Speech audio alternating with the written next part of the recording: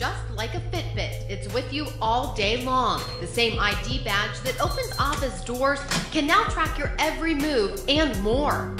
Where nightclubs ask for proof of age, in the future, they might ask for proof of immunity, an identity card or some kind of digital verification via your phone showing you've already recovered from or been vaccinated against the latest virus strains.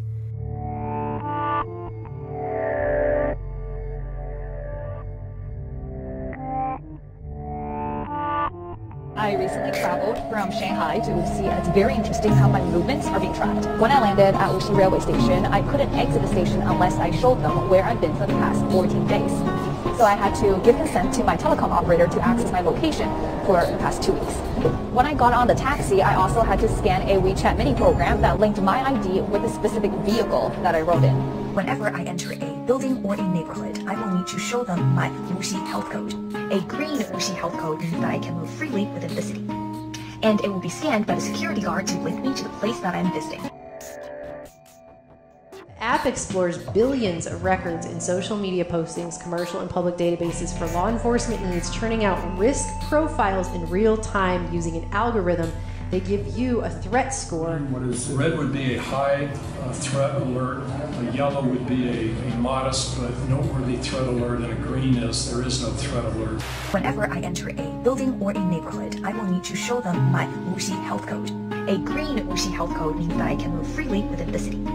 And so there you go. And like I said, they are already saying recovered patients from the coronavirus were testing positive again. So it's laying the groundwork for saying you pretty much have to have this vaccine. I'm also pleased to report today that a vaccine candidate has begun the phase 1 clinical trial. Today, the United States has tested its very first coronavirus vaccine. It went to a volunteer that you see right here. This is one of the fastest vaccine development launches in history. And you have to have proof you've been vaccinated in some sort of digital ID for you to be able to go into these public places. The end result is they're talking about canceling your right to participate in society, to go in public, etc. And again, I recall Rahm Emanuel talking about beefing up the watch list and basically blurring the lines between the terror watch list and people who can buy guns, using the idea of canceling people's rights to participate in society, to travel, to buy things, to go places. That is, if you are on the no-fly list because you are known as maybe a possible terrorist, you cannot buy a handgun in America. And it's the right policy. If you're on that no-fly list, your access to the right to bear arms is canceled because you're not part of the American family. There is no right for you if you're on that terrorist list. And while the problem may be completely different and a different basis, the end result is canceling people's right to participate in society. This is an end run around people's rights. It's a power grab. And, the likes of which I don't think we've ever seen before in our lifetime. Because the strongest power grabs are based on threats of the unknown. They're calling this an invisible threat. We have an invisible enemy. No matter where you look, this is something, it's an invisible enemy. It's the invisible enemy. That's always the toughest enemy, the invisible enemy, but we're going to defeat the invisible enemy. Yeah, and the fact that he mentioned some kind of digital verification as if he's not even sure what that is kind of mind-boggling to me, because we've all been hearing about it, and I had tabs open on my computer to do a report on this before this even all happened, because there was that disinformation that went around, and I hate to even use the phrase fake news, but it actually was, where they were talking about, ID 2020 is going to be the microchip in a vaccine. No, it's not. That's actually not true. What is true, however, is that ID 2020 can be rolled into this blockchain-backed digital ID that will then be also your verification and proof that you've been vaccinated. That's where vaccines and ID 2020 meet. And so I think we all know they've been beefing up this identification stuff since Real ID. And when the Sustainable Development Goals came out for Agenda 2030, you had number 16, peace, justice, and strong institutions. And one of the things underneath that very vague sounding title has to do with this digital ID program that they want to bring in. And by the way, they are referring to the 2030 Agenda for Sustainable Development as transforming our world. So they are straight up saying that these goals will transform the world.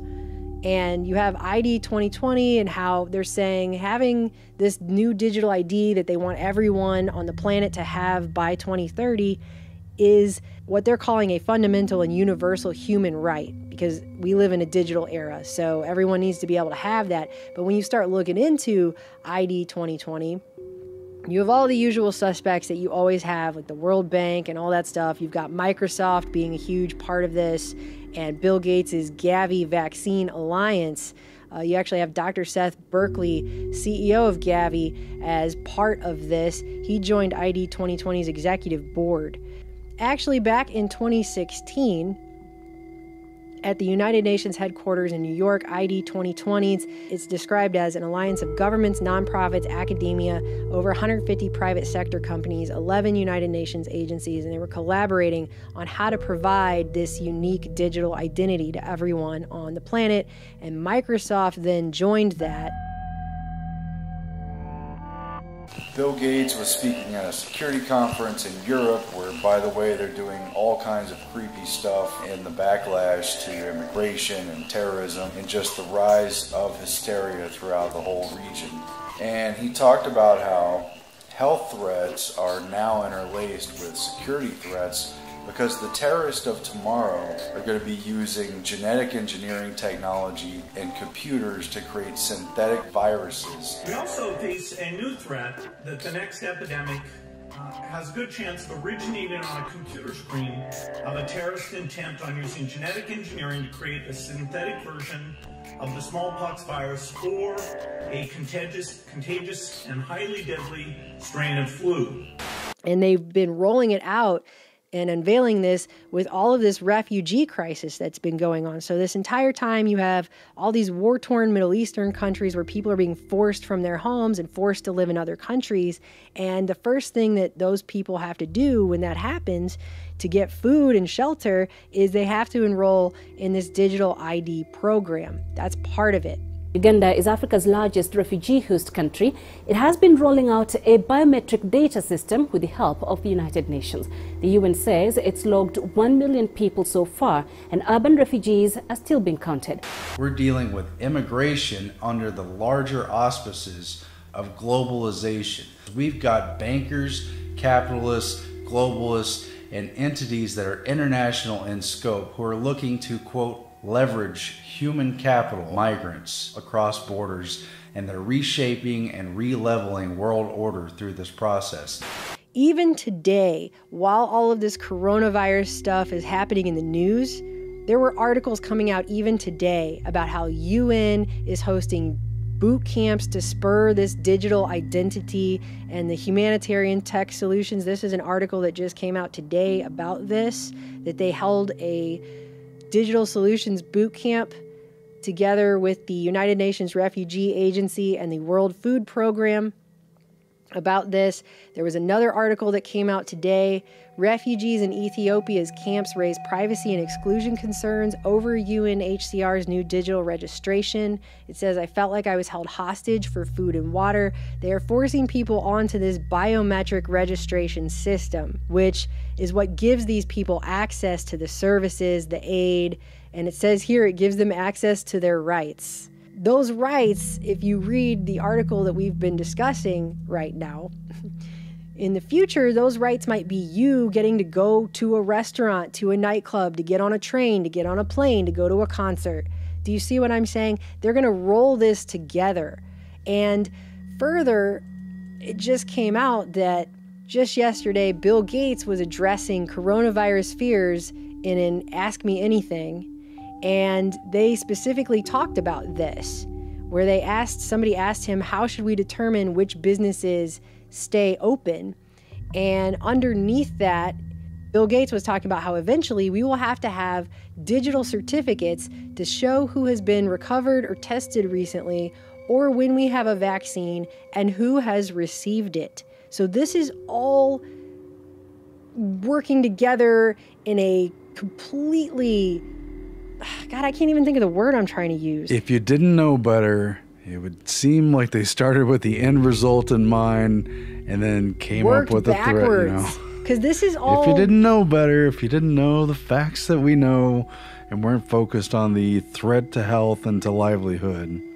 I mean, that's what I'm saying. This is all coming together in some beyond Machiavellian way where the problem reaction solution of this is so perfect. But you see, again, I mean, people have a constitutional Bill of Rights, freedom of expression, right to peacefully assemble, to redress grievances, to gather in groups, to participate in businesses. And if businesses want to turn you away as private institutions, that's been their prerogative. But basically, it's open to paying customers and the basic terms. But now you've got government and healthcare entities getting involved in who can go to restaurants, who can go out in public, who can attend concert events and sporting events, even though you're paying the ticket price. You're engaged in a contract with that business entity as an individual. How did there come to be this mediary in there? You know, it's this invisible threat. That's why. But people are, the biggest danger is that we're going to lose our heads here as a crisis and just hand over all that power. You know, I've got people who are deeply concerned about issues after 9/11, saw more or less what was happening, but today they're not thinking that way. Today they're thinking maybe the government's not doing enough. We've got to protect our loved ones, those who are vulnerable to this virus, whatever they need to do. Prepared to do whatever it takes we're doing. Any amount of power they need. I mean, fine, I don't want anyone to die, but that is dangerous, dangerous thinking. You cannot throw out the baby with the bathwater, and you can't give away the precious jewel of liberty because there's a threat there. You know, who is taking that power? That's what this is really about. And right before all of this started, there was an article that caught my eye in Market Watch. Silicon Valley's final frontier for payments, the neoliberal takeover of the human body. Because in the future, these kinds of biometric ID systems are going to be your way that you interact in all of society. Everything will be done through these things. Every single thing, you'll be all centrally located in one place. It's going to be basically like Sandra Bullock's The Net. I mean, and it's talking about here how these new biometric technology systems they want to put in, like biometric wallets that are infiltrating every other aspect of our entire lives. It says the next stop is replacing your wallet, and it says that will be removing the last physical barrier. The smartphones, the watches, the credit cards, all of that, it will be removing the last physical barrier between our bodies and corporate America, which will be the final frontier in mobile payments. So this is where this is all headed.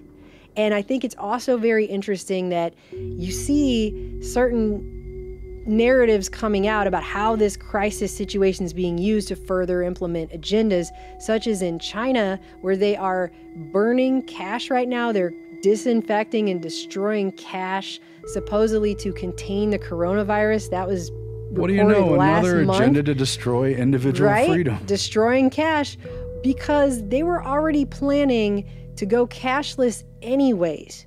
That's the thing. They were already planning to do that anyway. But China was already going to go cashless anyway. This is just facilitating the acceleration of that under the idea that the coronavirus can be spread on physical cash. So we've got to go cashless.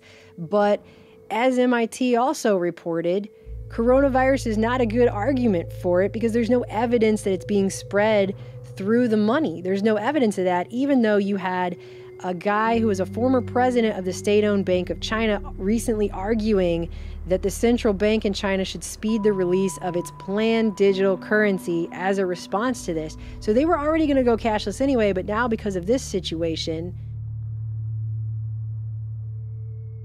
they're going to be able to do it much faster, you see. And that is what I feel like is going on here.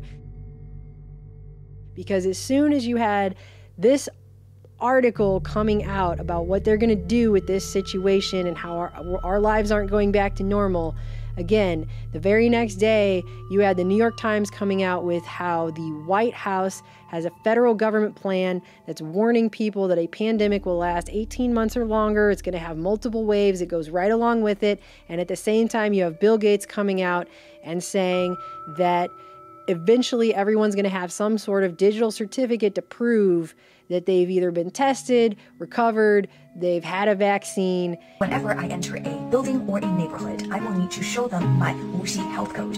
A green Wuxi health code means that I can move freely within the city.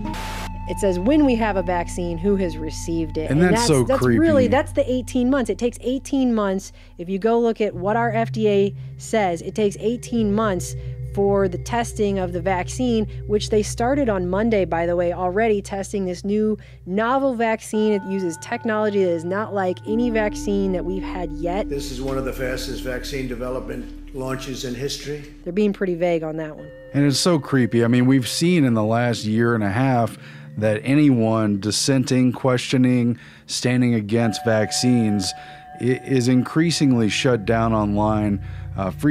People have been removed. You're not allowed to sell your products. You're not allowed to talk about it. You can't monetize it.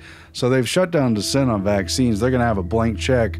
It is what it is. You must accept it. Here because, and if they move forward with this idea of a digital certificate, you either A, got to capitulate to the vaccine, or B, if you do get sick with the virus, assuming you survive it and get over it, obviously you've got to go to a doctor and have that be certified. You're not staying at home until the symptoms are over and like, well, it's done, I'm fine.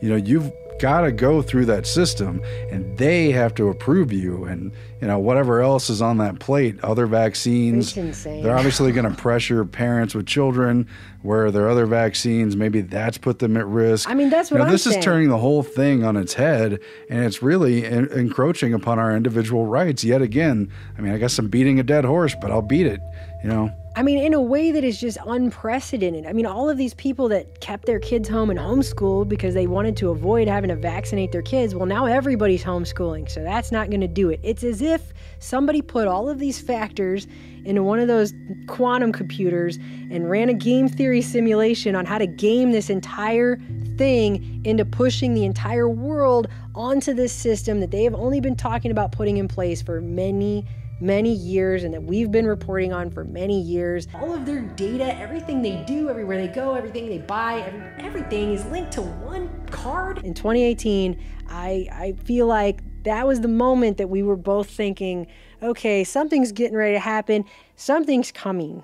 Something is about to happen with all of this. It's pretty clear because this here fits perfectly hand in glove with that. It fits perfectly in with everything we were saying about obsolete.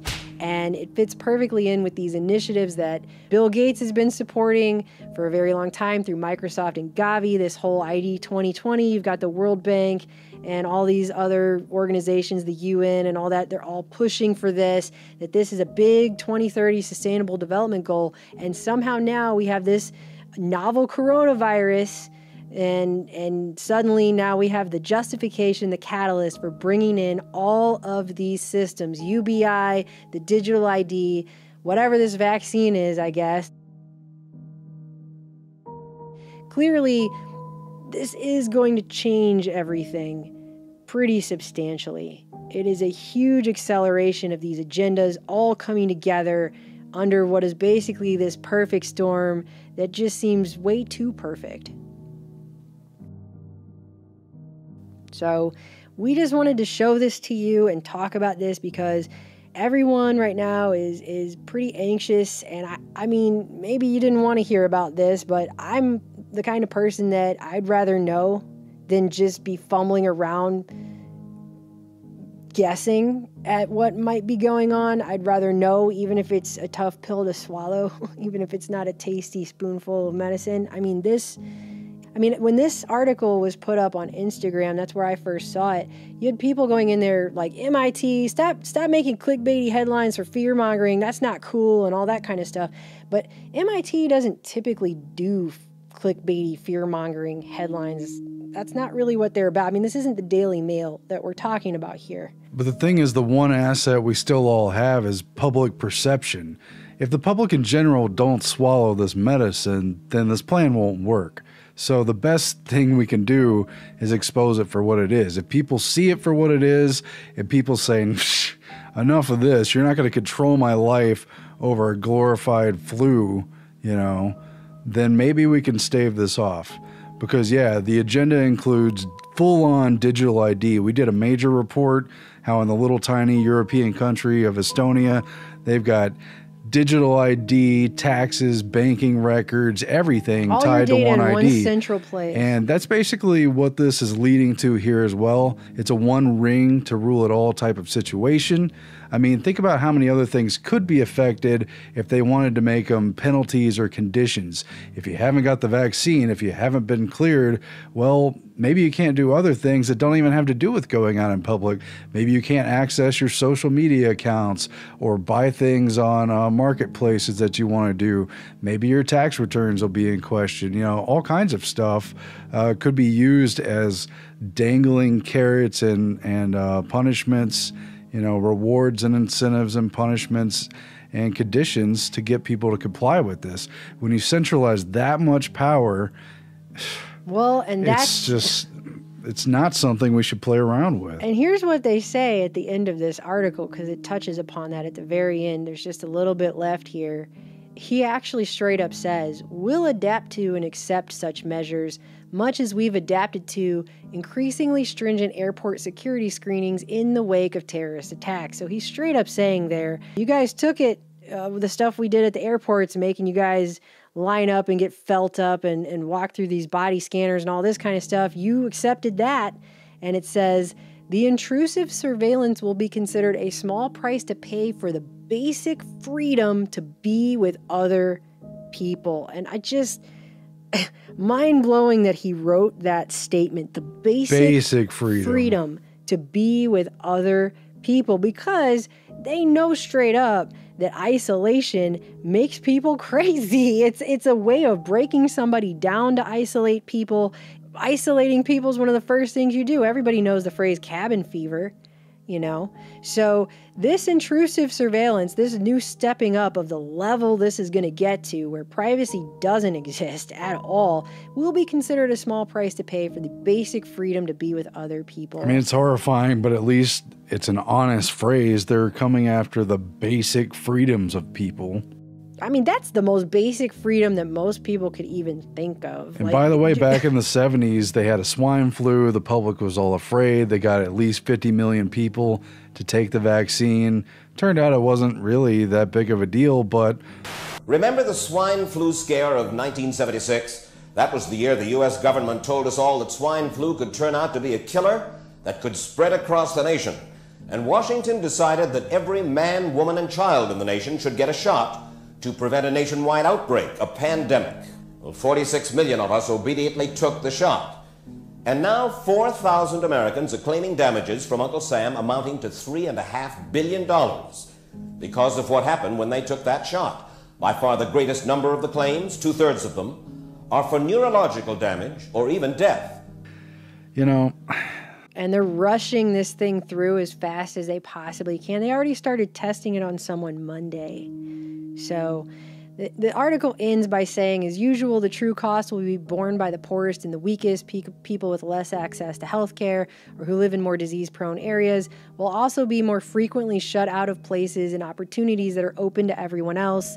Gig workers will see their jobs become even more precarious. Immigrants, refugees, the undocumented, and ex-convicts will face yet another obstacle to gaining a foothold in society, which just makes it sound like there's going to be even more discrimination here, even more of a caste system that's being put in place in the new digital era. So it doesn't sound like things are going to get more fair under this at all. It sounds like things are just going to get worse in that regard to the inequalities here of the tiers of society.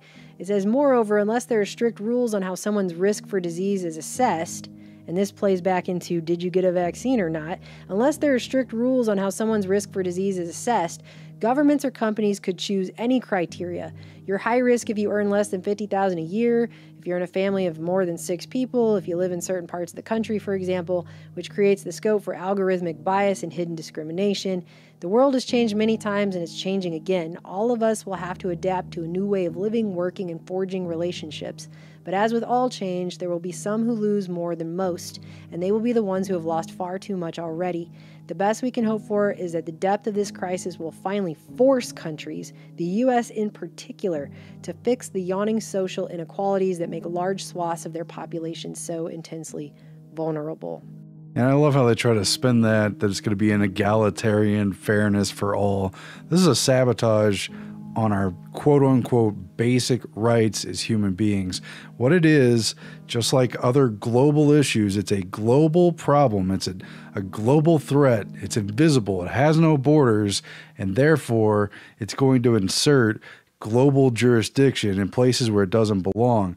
It's going to violate basic freedoms protected under the Constitution and Bill of Rights in this country. And yes, it's happening around the world, but some of the strongest protections are here. They're whittling that away. They're finding a camel's nose under the tent because it's a global threat that has no borders. So therefore, the response will also have no borders. The response will have no limits on its jurisdiction. That's what keeps me up. It's so unnerving. And people are primed to consent to this. I hope they wake up. And they've already got a series of articles out right now about how the coronavirus is harming globalization because it's making countries shrink back from each other and close their borders, and how bad this is for globalization. But really, ultimately, the response is what's going to propel globalization much farther beyond what we've seen, anything we've ever seen, just period. So, yeah, I hope people can realize what this is, because the thing is if enough people do not comply, then I don't think it will work. If enough people said no to this, but I think the problem you have with this, the way they've set this situation up, is again, you have this basically conditioning schedule of putting people through this panic again and again and again and again. Would you believe a basketball playing chicken? Well, how about a chicken basketball player? 6 times, 7 times at least by the end of 2021. I mean, I think by the time you condition people in such a manner to just respond with this level of anxiety and fear, eventually it'll just be like Children of Men, and there'll be bombs going off and people won't even notice anymore. Brazil, Terry Gilliam's Brazil, right? It'll just be something like that. But I mean, this is nothing short of what looks like a conditioning schedule to me, to get people used to this new way of living, used to this new situation. And then I think once you have a year and a half of that, I think a lot of people might be more willing to step into this situation and accept it, where they definitely wouldn't have accepted it today, and they definitely would have accepted it at all a month ago. So it's because they're using isolation as a weapon, and in war, that weapon is called siege, and it's been recognized as unhumanitarian. It's putting civilians in the line of military fire. They're not attacking them, but they're closing them off from supplies, from being able to go out in public to conduct their lives. That's what is being done. I view it as in a sense, a wartime president. That's what we're fighting. This matters going forward. We're in a live exercise here to get this right. I have to say that our government is prepared to do whatever it takes. Whatever it takes, we're doing. So we just wanted to put this before you for your consideration. Look into these things for yourself. Go watch some of the other videos that we've done on these kinds of technologies and topics, and the privacy and freedom concerns that we have about these systems, and make up your own mind about it. But I feel like people need to at least see that this is what is being talked about and considered by people in high places in the situation that we're now under. This is not a video that's being made to scare anyone. I'm not trying to scare anyone, but this is what is going on, and this is what is being discussed, and people need to know that this is what they're talking about doing, so that people have a chance to consider what is going to happen beyond the immediate threat that they keep just inundating us with information about all day long, every single day.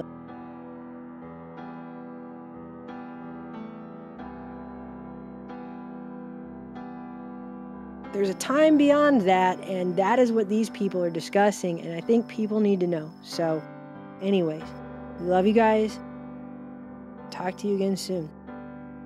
What I will say of this virus, I think we're in the middle of a massive experiment worldwide. And that where's is the guinea pigs? Maybe the experiment is, will people listen to scientists? If we all paid attention to what scientists say, maybe the coronavirus will just blow on by, and with a minimum of cases. And then we kicked its ass for obeying the recommendations of scientists on how to minimize your chances of getting it. That would be, it's an interesting experiment we're in the middle of.